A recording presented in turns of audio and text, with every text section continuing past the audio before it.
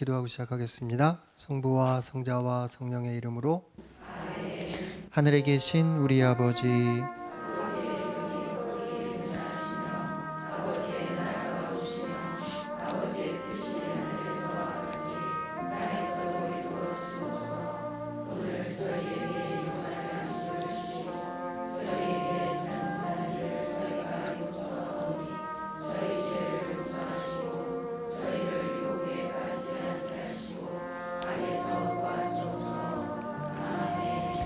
성부와 성자와 성령의 이름으로. 지난 시간에 제가 숙제를 하나 드렸던 거 기억이 나십니까? 33장 12절부터 17절을 이거 그대로 읽으니까 조금 이상하더라. 그래서 성서신학을 탈출기를 연구하는 사람들이 이게 순서로 좀 뒤바꿔 놓더라 라는 겁니다. 첫 번째 제안은 이거는 주석가들이 일반적으로 하는 제안들 중에 한 예입니다. 12절, 그 다음에 16절을 읽고, 그 다음에 15절을 읽고, 그 다음에 14절을 읽고, 그 다음에 13절을 읽고, 그 다음에 17절을 읽자. 그러면 좀 얘기가 되는 것 같다 라는 게 주석가들의 어떤 그 전체적인 배치인 것 같아요. 이거는 결코 불가능한 것이 아닌 게 랍비들의 유다인들이죠. 유다의 랍비들의 주석 방법 중에 커다란 원칙 중에 뭐가 있냐면은 문장의 순서는 바꿀 수 있다라는 원칙이 있어요. 아예. 그러니까 랍비들이 주석을 할 때도 그렇게 오늘날 오히려 성서 신학자들이 훨씬 더 문장의 순서라든지 이런 걸 안 바꾸고 있는 그대로 해석을 하려고 하고 오히려 랍비들은 그런 면에서 좀 자유롭습니다. 근데 이런 경우에는 의미를 만들기 위해서 이렇게 보는 것이 더 좋지 않겠느냐라는 것이 어떤 주석가들의 의견이고, 저는 이것보다도 조금 이게 더 낫지 않을까? 그래서 뒷면으로 넘겨보시면 이건 제가 한 제안이에요. 그러니까 주석가들이 하는 제안은 이제 오른쪽으로 붙여 있는 것이 하느님의 대답이거든요. 나의 얼굴들이 갈 것이다. 그리고 내가 쉬도록 할 것이다. 너를 위해 라는 것이 먼저 첫 번째 대답이고, 두 번째 대답이 역시 이 말씀도 내가 말씀한 이 말씀도 내가 할 것이다. 왜냐하면 너는 발견했다 호의를 나의 양눈에, 그리고 나는 너를 알고 있다 이름으로. 이거를 맨 마지막으로 돌렸는데, 저는 이 마지막 17절 부분과 시작할 때 12절 부분이 좀 연결되어 있는 것이 더 전체의 문맥이 매끄럽지 않은가라는 생각을 해서 조금 많은 부분들을 편집적인 첨가라고 생각하고 뽑아냈어요. 그리고 나서 순서를 다시 이제 구성을 해본 거죠. 그래서 장절까지 말씀드리면 참고라면 너무 복잡해질까봐 그냥 결론적인 내용이 제가 구성한 거는 이렇습니다. 보십시오. 당신은 말하고 있습니다. 나에게 오르게 해라 이 백성을. 그러나 당신은 나를 알도록 하지 않았습니다. 누구를 당신이 보낼 것인지 나와 함께. 그러니 내가 제발 알도록 하십시오. 당신의 길들을. 그리하여 내가 당신을 알도록, 그리하여 내가 발견하기 위하여 호의를 당신의 양눈에. 그리고 보십시오. 이 민족이 당신의 백성이라는 것을. 그러자 하느님이 이렇게 대답합니다. 이 일은, 이 말씀은, 그러니까 내가 얘기한 그 일은 내가 할 것이다. 왜냐하면 너는 발견했다 호의를 나의 양눈에, 그리고 나는 너를 알고 있다 이름으로. 그러자 다시 모세가 얘기하는 겁니다. 당신은 말했습니다. 나는 너를 알고 있다 이름으로, 그리고 너는 발견했다 호의를 나의 양눈에. 하지만 무엇으로써 알려지겠습니까? 이제 내가 발견했다는 것을, 내가 호의를 발견했다는 것을 당신의 양눈에, 나와 당신의 백성이 그런 호의를 발견했다는 것을. 우리와 함께 당신이 걷는 것으로서가 아닙니까? 그리고 무엇으로써 우리가 구분되겠습니까? 나와 당신의 백성이 모든 백성으로부터 땅의 얼굴들 위에 있는. 당신의 얼굴이 따라서 당신의 얼굴들이 가는 것이 아니라면 우리를 올라가게 하지 마십시오. 이곳으로부터. 그러자 하느님이 대답합니다. 나의 얼굴들이 갈 것이다. 그리고 내가 쉬도록 할 것이다. 너를 위해. 이건 제가 한 재구성입니다. 그러니까 지금 성경의 텍스트가 하나가 있고 그 다음에 전문적인 주석가들이 한 그 어떤 제안이 하나 있고 그 다음에 감히 제가 그 용기를 내서 해본 저의 재구성이 있어요. 이건 어떤 뜻이냐? 여러분들도 한번 해볼 수 있다는, 그죠? 이렇게 순서를 바꾸어서 전체가 의미가 될 수 있게 그리하여 나한테 이해가 되는 텍스트로 만들고 그 안에서 하느님의 말씀을 한번 발견해 볼 수 있게 하느님의 어떤 뜻을 알아들을 수 있게 해볼 수 있는 그런 어떤 틀이 있다는 것을 여러분들도 한번 시도해 보시면 재미있을 것 같아요. 그렇죠? 흥미로울 것 같아요. 단지 이제 이게 문제가 되는 거는 뭐겠죠? 이 텍스트를 가지고 막 함부로 막 뜯어내고 막 잘라 붙이고 위에서 아래로 옮기고 그러면서 그 텍스트에 대한 경건함이 사라지는, 이거는 좀 조심스러운 문제인 것 같아요. 그래서 저도 지금까지는 그와 같은 작업들 주석가들이 하는 것들을 자세하게 소개의 말씀을 안 드렸는데 이 부분만큼은 좀 그런 식의 시도가 가능하다는 것에 대해서 소개의 말씀을 드립니다. 단지 그 전제 조건은 좀 전에 말씀드린 대로 이 텍스트에 대한 하느님 말씀에 대한 그 경건함, 그 앞에서의 어떤 그런 경외 이런 것을 잃지 않는 그런 우리들의 신앙의 자세는 중요한 것 같아요. 자, 본래의 33장 12절부터 17절의 테두리가 되는 부분에서는 12절, 13절 그리고 16절, 17절에서 호의를 발견하다라는 표현이 테두리를 치고 있어요. 그리고 중심 부분인 14, 15절에서는 얼굴들이라는 표현이 반복돼서 사용이 되고 있습니다. 따라서 이거는 제 생각에 누군가가 의도적으로 그렇게 배치한 거예요. 시작과 끝은 하느님의 호의에 관해서 얘기하면서 중심에는 하느님의 얼굴들에 관해서 이야기하는, 그렇죠? 그와 같은 하나의 뭐라 그럴까요? 문학적인 구조가 우리가 알아볼 수 있는 구조입니다. 그렇죠? 반대로 그렇게 하다 보니까, 그렇죠? 전체적인 구조는 맞아떨어지는데 문장과 문장 사이에 논리적인 연결이 조금 약해졌던 것이 문제인 것 같아요. 33장 12절부터 시작되는 전체적 대화의 분위기에서 야훼와 모세 사이에 친밀한 관계를 엿볼 수가 있습니다. 이는 앞선 33장 11절에서도 이미 언급되었습니다. 모세는 이 친밀한 관계를 바탕으로 야훼가 마음을 돌려 이스라엘과 함께 가도록 설득하고 있습니다. 여기서 마치 이렇게 보면은 마치 어떤 거죠?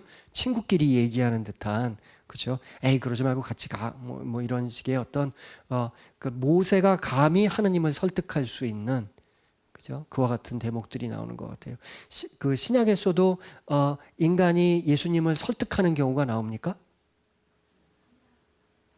그렇죠? 어떤 엄마가 와서, 그렇죠? 딸을 고쳐달라고 그러는데 예수님이 아이고 여기 그 유다 사람들을 우선적으로 난 구원하러 왔다 그러니까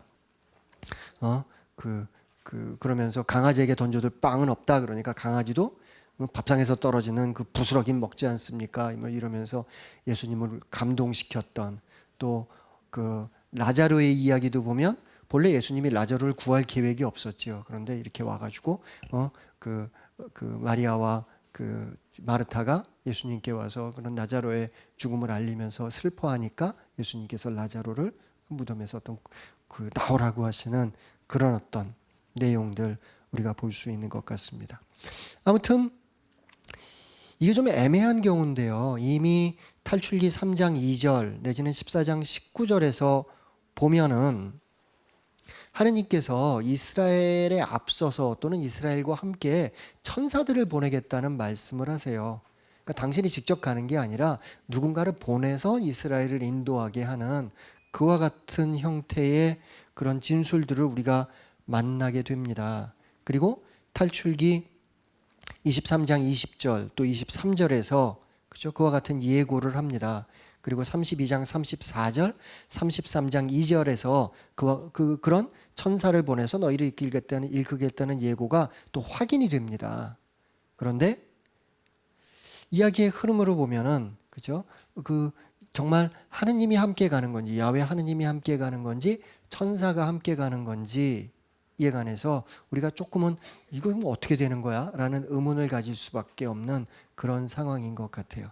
일단은 중요한 건 뭐겠습니까? 하느님이 이스라엘과 함께 간다라는 것을 조금 신학적으로 부대끼는 사람들은 분명히 있는 것 같아요. 그들에게 있어서는 이 문장 자체가 하느님이 함께 간다고 했지만 사실은 누가 함께 가는 거다? 야훼 천사가 함께 가는 거다라는 그와 같은 그런 것을 통해서 어떤 부대낌을 해소하는 그런 틀로서, 그렇죠? 야훼가 함께감과 야훼 천사가 함께감, 이런 것들이 좀 텍스트 안에서 공존하고 있는 것이 아닌가, 이런 생각이 듭니다. 구약의 창세기에서도 마찬가지죠. 아브라함이 하느님과 얘기하는 것처럼 그러다가 또 하느님의 천사가 하느님은 없고 하느님의 천사가 등장하는, 하지만 그 두 가지가 동일하게 생각되는 그런 어떤 틀을 볼 수가 있습니다. 이야기를 읽는 우리들의 입장에서는 좀 당황스러워요. 아브라함이 하느님과 얘기하는 건 줄 알았더니 하느님과 천사와 얘기하고 있네. 이런 식의 어떤 조금은 당황스러움이 있는데, 그것도 역시 그렇죠? 어떤 신학적인 부대낌입니다. 하느님은 저 높이 있고 감히 우리가 하느님의 모습을 보거나 하느님과 얘기를 나눈다거나 이런 것들은 가능하지 않다. 그렇죠? 텍스트가 그렇게 얘기하고 있는 것은 사실 하느님의 천사와 이야기한 거다. 그렇죠? 야곱도 씨름한 게 하느님의 천사인지 하느님인지 조금은 애매한, 그렇죠? 그런 텍스트가 그런 것들을 신학의 이중성 때문에 조금 읽는 사람들에게 오늘날 최종 편집된 그 텍스트를 읽는 사람들에게는 좀 뭔가 좀 뭐죠? 분명하지가 않다, 이런 느낌을 주는 것이 사실인 것 같습니다. 사실입니다. 아무튼 거기서 우리가 알아들어야 될 것은, 이 안에는 사실은 하느님과 인간이 함께 대화하거나 인간이 하느님과 얼굴을 마주 보거나 아니면 씨름을 하거나 대화를 나누거나 하는 게 문제 없다는 그런 흐름도 있었고, 신학적 흐름도 있었고, 반대로 하느님은 너무 높은 곳에 있고 너무 밝고 너무 위대하고 너무 하느님의 권능이 놀랍고, 인간은 그렇지 않고, 따라서 그 사이에 간격이 필요하다는 그와 같은 두 신학이 성경 안에서 공존하고 있다는 것을 우리가 알아들으면 되겠습니다. 탈출기 3장부터 시작을 해서요 34장에 이르기까지 야훼는 지속적으로 자신의 이름을 선포합니다. 그렇죠? 내가 누구인가? 그렇죠? 여기서도 보면은 이 대목이 상당히 중요한 겁니다. 당신은 나를 알도록 하지 않았습니다. 그러니까 내가 당신을 알도록, 당신의 길들을 알도록 해주십시오 라는 이 대목이 중요합니다. 탈출기 전반부에서도 중요한 게 뭐였죠? 하느님께서 왜 10가지 재앙을 일으킵니까? 신학적인 관점에서 보면 이유는 그리하여 이집트인들이 야훼를 알도록. 광야에 나온 이스라엘 백성들을 하느님이 왜 시험합니까? 그리하여 그들이 야훼를 알도록, 그렇죠? 그것을 안다라는 겁니다. 나중에 복음서에서도 보면 예수님이 무슨 말씀을 하십니까? 제자들에게 너희들이 나를 보았다면 아버지를 본 것이고, 그렇죠? 나를 안다면 아버지를 알고 있는 것이다라는 그런 복음서의 말씀도 같은 틀에서 우리가 알아들을 수 있습니다. 따라서 이거는 뭐라 그럴까요? 일종의 철학적인 용어로 좀 빌려다 쓴다면은 구약과 신약이 함께 갖고 있는 인식론적 요청입니다. 구약의 최종적인 목적은 뭐냐? 그리하여 세상이 하느님을 알게 되는 것. 신약의 최종적인 목적은 뭐냐? 그리하여 세상이 예수 그리스도를 알게 되는 것. 그렇죠? 우리가 그것을 인식하게 되는 것. 여기서 알미란 말은 이제 깨닫는다라는 말까지 포함하고 있는 그런 어떤 틀에서 우리가 그것을 생각하면 되겠습니다. 예. 그런 면에서 13절에 당신의 길들을 알려달라는 모세의 요청은 우리들이 조금 깊이 있게 묵상해 볼 수 있는 묵상의 소재가 될 것 같아요. 당신의 길들을 알려주십시오 라는 모세의 요청은 사실상 우리들이 매일 하는 주님의 기도의 시작 부분과 일맥상통합니다. 아버지의 뜻이 하늘에서와 같이 땅에서도 이루어지소서라고 얘기하는 그 안에, 그죠? 그 신학적으로 어떤 그 동질적인 그와 같은 그 하나의 요청을, 하나님 우리가 당신을 알도록 해주십시오 라는, 당신의 뜻을 깨닫도록 해주십시오 라는 우리의 기도를 모세가 여기서는 히브리적 방식으로, 그렇죠? 야훼 하느님께 드리고 있음을 우리는 알게 됩니다.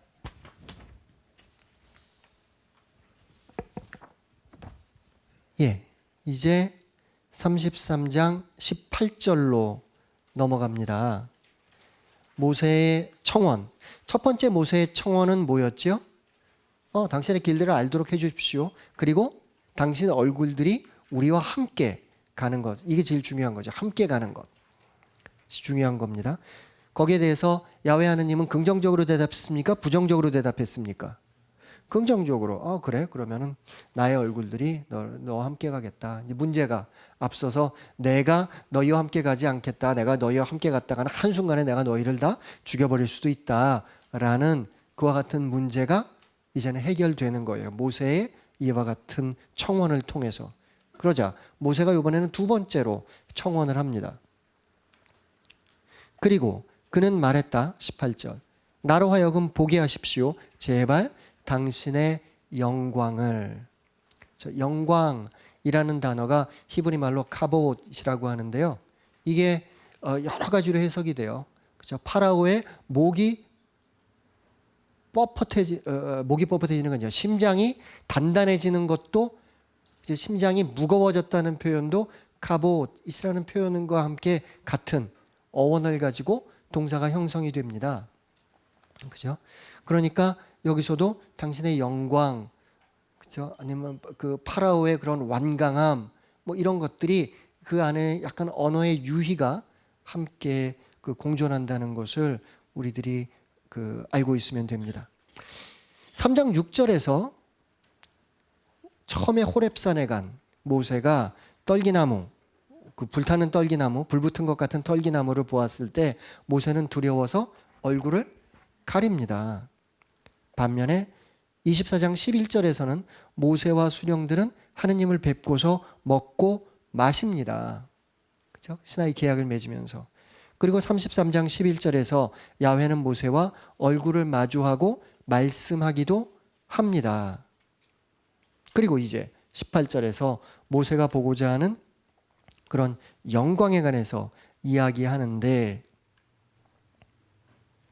이상해요. 그러니까 어떨 때는 하나님만 나타나면 숨고, 또 어떨 때는 보게 해달라고 그러고, 그죠? 여기서도 역시 앞서 말씀드린 바와 마찬가지로 이게 하나님과 마주보는 게 문제 없다는 신학도 있고, 하나님과 친근하게, 반면에 그러면 죽게 된다는, 그렇죠? 그렇게 되면 안 된다는, 인간이 그것을 감당할 수 없다는 그와 같은 신학의 어떤 이중성을 우리는 이런 흐름 안에서도 역시 만나게 됩니다. 한 가지 재미있는 것은 에제키엘서 1장 27절부터 8절을 보면 하느님의 영광에 대한 묘사가 나와요. 예언자가 얘기하는 거죠. 내가 또 바라보니 그의 허리처럼 보이는 부분의 위쪽은 빛나는 금붙이와 같고 사방이 불로 둘러싸인 것 같았다. 그리고 그의 허리처럼 보이는 부분의 아래쪽은 불처럼 보였는데 사방이 광채로 둘러싸여 있었다. 사방으로 뻗은 광채의 모습은 비 오는 날 구름에 나타나는 무지개처럼 보였다. 그것은 주님 영광의 형상처럼 보였다. 그것을 보고 나는 얼굴을 땅에 대고 엎드렸다. 그때 나는 말씀하시는 분의 소리를 들었다. 구약성경 전체를 통해서 하나님의 영광에 관해서 제일 뭐라 그럴까요? 자세하게 묘사한 부분이 있다면은 바로 이 부분입니다. 그렇죠? 조금 요약하자면은 첫째, 불과 같았고, 둘째, 반짝반짝했다. 광채가 있었다. 라는 거죠. 하느님 영광의 불 내지는 광채.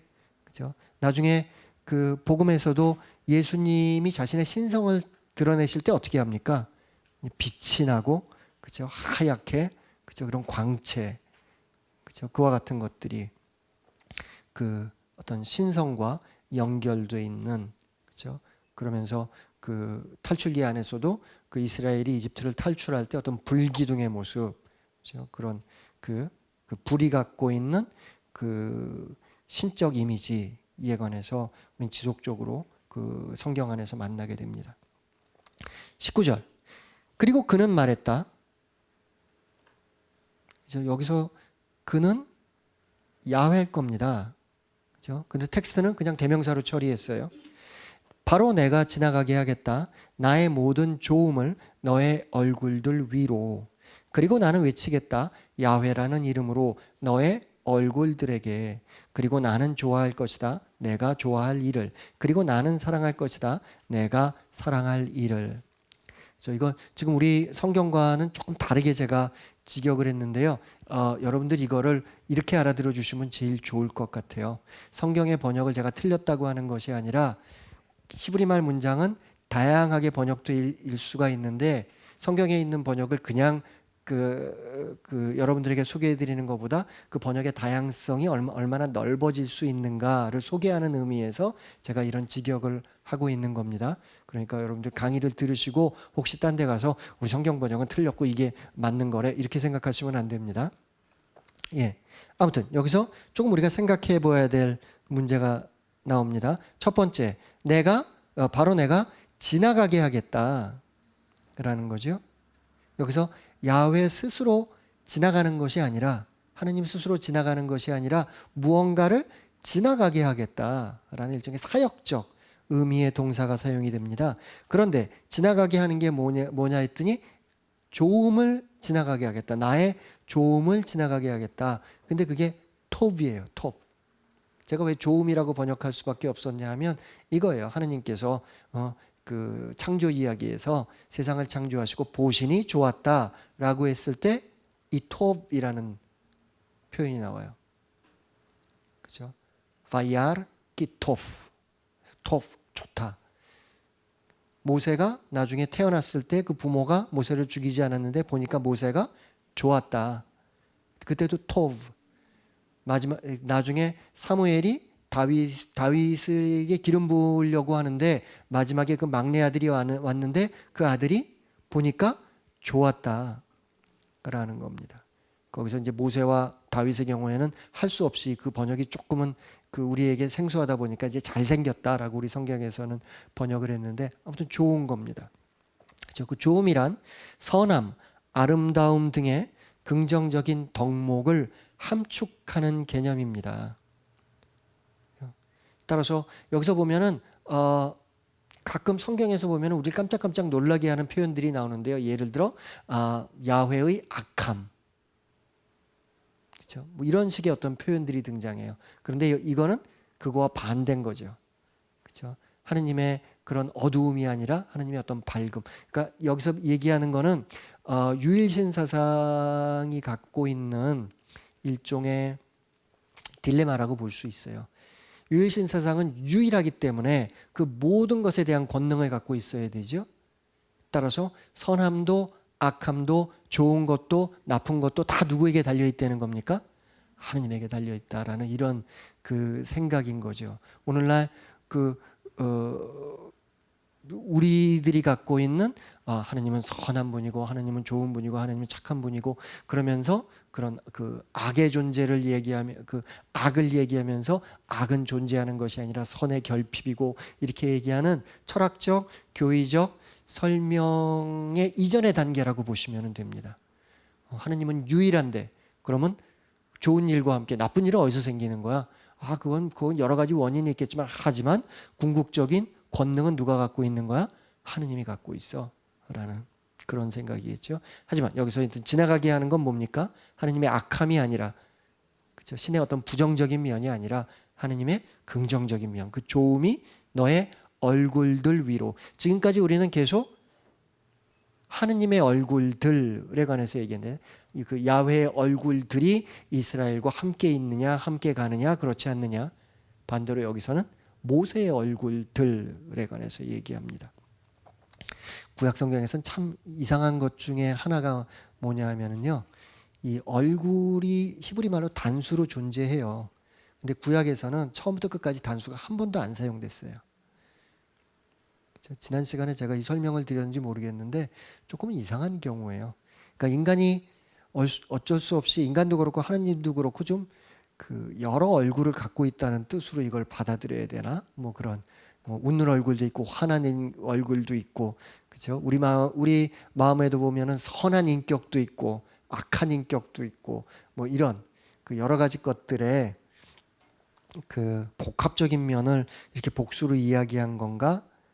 뭐 이런 생각을 저희들이 그 상상해 볼 수는 있을 것 같아요. 많은 신학자들이 이 문제에 덤벼들었는데 아직까지 저를 설득한 그 일에서 그렇게 복수형만 사용됐다라는 그와 같은 어떤 그 설득은 그 설득할 만한 이론은 아직까지 저는 발견하지 못했습니다. 예, 아무튼 여기서 보면은 하느님의 조음을 모세의 얼굴들 위로 지나가게 하겠다라는 이야기를 합니다. 이게 어떤 뜻일까? 이제 추가적으로 설명이 되겠죠. 그 다음에 여기서 저는 나는 좋아할 것이다. 내가 좋아할 일을 그리고 나는 사랑할 것이다. 내가 사랑할 일을 이렇게 이제 그 번역을 했는데요. 이 좋아함이라는 그 히브리적 개념은 이제 히브리 말로 하난이라는 표현을 씁니다. 그거는 하느님의 자비를 뜻합니다. 자비를 뜻할 수도 있습니다. 그리고 사랑함이라는 라함이라는 개념은 하느님의 그런 그 동정, 그러니까 자비라고 했을 때는 이게 정확히 어떻게 구분되는지 모르겠어요. 그래서 할 수 없어서 제가 이렇게 원고를 준비할 때는 거기다 영어로 쓸 수밖에 없었는데요. 좋아함이라고 했을 때는 하느님의 그 자비, 그레이스를 이야기하고요. 반면에 사랑함이라고 얘기했을 때는 compassion, 그런 하나님의 어떤 그 불쌍히 여기는 마음, 이런 마음이 거기에 함축되어 있다는 그런 것들을 동시에 뜻할 수 있다는 그런 한 단어가 갖는 어떤 의미의 다양함을 저희들이 알고 있으면 되겠습니다. 20절, 그리고 그는 말했다. 너는 할 수 없을 것이다. 따라서 하느님이 긍정합니까? 부정합니까? 그건 안 될 거야. 근데 하느님이 이게 무슨 하느님이 내성적이라서 그런 게 아니라, 그죠? 너는 할 수 없을 것이다. 나의 얼굴들을 보는 것을. 그리고 나서 직역하면 이 문장이 등장해요. 왜냐하면 인간은 나를 보지 않을 것이며 살 것이기 때문이다. 히브리 말로 직역하면 이건데, 근데 우리 말로 의역하자면 이건 어떤 뜻이냐면 인간이 나를 본다면 그는 살 수 없다라는, 그렇죠? 영어에서도 왜 가정법 문장이 좀 복잡하지 않아요? 그렇죠? 이 영어에서 가정법, 이 나라 영문법 배울 때 보면은 꼭 우리 말하는 것과는 좀 반대로 틀어서 얘기하는 그런 것들을 우리가 보게 되는데 히브리 말도 역시 그런 것 같아요. 왜냐하면 인간은 나를 보지 않을 것이며 살 것이기 때문이다. 그 우리 말로 알아듣는다면 어떤 뜻이냐? 인간이 나를 본다면 살지 못할 것이다. 못할 것이기 때문이다. 라고 이것을 알아들어야 되는 거죠. 예. 한 가지 특징적이라면 계속해서 이제 얼굴들이라는 명사가 사용되는 거죠. 19절, 물론 19절에서는 모세의 얼굴들, 20절은 야훼의 얼굴들을 가리키는데 20절의 야훼의 얼굴들은 18절의 야훼의 영광, 그리고 19절에 야훼의 조음과 연결되어 있습니다. 따라서 야훼의 얼굴들, 야훼의 영광, 야훼의 조음, 이런 것들이 계속 이렇게 체인처럼 엮여 있다는 것을 우리들이 기억해야 합니다. 그런데 여기서도 우리가 뭐 딴지를 걸 수 있겠죠. 이런 건 어떻게 되는 거야? 그렇죠? 앞선 대목에서 그 만남의 천막에서 보면은 33장 11절 야훼는 모세와 얼굴에 얼굴을 마주하고 말씀했다. 뭐 이런 표현들이 등장했잖아요. 근데 모세 안 죽었잖아요. 이거 어떻게 되는 거야? 그렇죠? 따라서 이야기의 흐름 안에서 내적 논리가 깨지는 거예요. 아까 말씀드린 대로 두 가지 신학이 공존하고 있기 때문에. 21절, 그리고 야훼는 말했다. 보라, 한 장소가 내 곁에 있다. 그리고 너는 그 바위 위에 설 것이다. 탈출기의 큰 흐름에서 봤을 때 모세가 지금 있는 곳은 어디일까요? 모세가 지금 현재 우리가 머릿속으로 그려본다면 모세는 어디 있을까요? 만남의 천막에 있습니다. 아직 만남의 천막에 있습니다. 이제 야훼는 모세를 천막 밖에 일정한 장소로 불러냅니다. 어떤 장소라고 얘기했을 때 히브리 말로 뭐라고 그러냐면은 마꼼이라고 하거든요. 근데 그 안에는 꿈이라는 단어가 숨어 있어요. 꿈은 어떤 뜻이냐면 세운다라는 뜻인데, 논리적인 지금 제가 하는 1단계, 2단계 요거 좀 기억하셔야 됩니다. 마꼼 장소예요. 그 안에는 꿈, 세운다라는 동사가 그 안에 들어가 있는데, 그 꿈, 세운다라는 말은 계약이라는 명사와도 연결이 됩니다. 따라서 구약에 있는 사람들은 이런 식의 표현을 씁니다. 계약을 자른다라는 표현도 쓰지만 계약을 세운다라는 표현도 써요. 왜 그러냐면 A와 B가 계약을 맺고 나서 그 계약을 잊지 않기 위해서 구약의 백성들이 어떤 일을 하냐면 돌기둥 같은 거를 세워놓은 거예요. 아니면 돌무더기를 쌓아놓는 거예요. 그렇죠? 따라서 여기서 막곰 이런 단어를 들으면 뭔가 계약과 관련된 이야기인가? 라고 우리들이 약간 좀 상상해 볼 수 있는 그런 여지가 있습니다. 22절. 그리고 나의 영광이 지나갈 때 나는 너를 둘 것이다. 그 바위의 틈에. 그리고 나는 덮을 것이다. 나의 손바닥을 너의 위로 나의 지나감까지. 여기서 틈이라는 단어는 구약에서 아주 드물게 발견됩니다. 그런데 이게 여러분들 왜 제가 그 테바라는 히브리 말 단어 설명드린 거 기억하십니까? 노아의 방주도 테바고 모세를 구출한 바구니도 테바예요. 그러니까 테바는 사이즈에 관계없는 거예요. 여기서도 틈이라고 번역할 수도 있고 구멍이라고 번역할 수도 있고 동굴이라고 번역할 수도 있는 그와 같은 히브리 말 단어가 등장합니다. 이사야서 2장 10절, 19절, 21절 이런 데서 이 단어가 등장합니다. 이 구절에서 마치 야훼는 커다란 거인이 저 작은 소년을 다루듯이 모세를 바위 틈에, 바위 구멍에다가 딱 갖다 놓고 손바닥으로 딱 덮는, 그렇죠? 이게 굉장히 어떻게 보면 신화적인 그와 같은 그림이죠. 이거 하여튼 좀 상상력을 발휘해 보면 그와 같은 거를 우리가 생각해 볼 수 있습니다. 그런데 이제 그게 좀 불편하지 않아요. 그죠? 이게 어떻게 그럴 수 있어? 하나님이 뭐 이렇게 해서 손바닥으로 탁 덮고 지나가. 물론 그럴 수도 있겠지만, 그렇죠? 그래서 이거를 좀 불편하게 생각한 주석가들은 그 유다 전통도 역시 비슷한 이야기를 합니다만, 손바닥이라고 이 단어를 번역하지 않고 옷자락이라고 이 단어를 알아듣기도 합니다.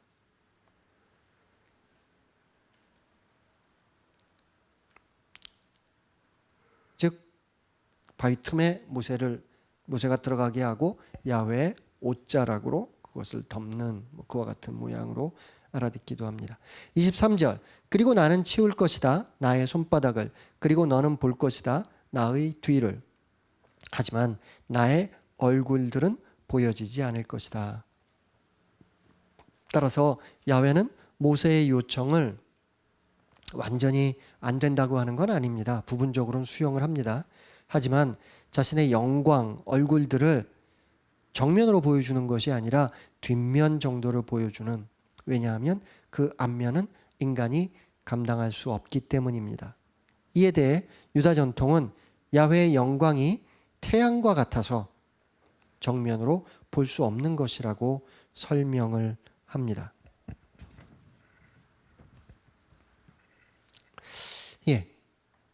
이 대목에서 우리들이 전체를 좀 되짚어 보면서 생각해 볼 문제가 몇 가지가 있지요. 33장 7절부터 11절 만남의 천막 이야기를 통해서 야훼와 모세의 친밀함에 대해 묘사한 후 33장 12절부터 17절에서 모세는 야훼에게 한 가지 요청을 합니다. 함께 가자. 그리고 18절 이후부터 지금 우리가 읽은 그 텍스트에서 두 번째 요청을 합니다.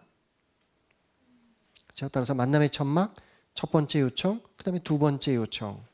전체적인 무대는 어디입니까? 따라서 만남의 천막이라는 무대. 그리고 이제 야훼의 영광을 보기 위해서 모세가 거기서 나와서 어떤 바위 틈새로 들어가야 하는 그런 어떤 그 전체적인 장면의 그 변화를 우리가 보게 됩니다. 탈출기 33장에 나오는 어휘들이 그죠? 각각의 단어들이 집중적으로 등장하는 창세기의 한 대목이 있습니다. 창세기 15장인데요. 창세기 15장 그러면 어떤 대목인지 기억하십니까? 아브라함과 하느님이 계약을 맺는 장면입니다. 대단히 훌륭하십니다. 아브라함 이야기에서 하느님이 아브라함과 두 번 계약을 맺어요. 한 번은 15장, 한 번은 17장. 두 번 계약을 맺는데 그 두 번의 계약 이야기 중에서 특별히 15장 33장과 비슷합니다. 무엇으로 알겠습니까?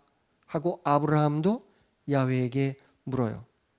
그리고 15장 17절에서 보면 화덕과 횃불이 제물 사이를 지나갑니다. 지금도 야훼가 지나가지 않아요? 그렇죠? 그것처럼 화덕과 횃불 사이 횃불이 제물 사이를 지나가는 따라서 하느님이 그와 같은 것을 지나가면서 어떤 계약이 성립되는 그와 같은 모습들 우리가 둘 사이를 연결해서 만나게 됩니다. 계약의 텍스트에서 조음이라는 개념이 자주 등장을 합니다.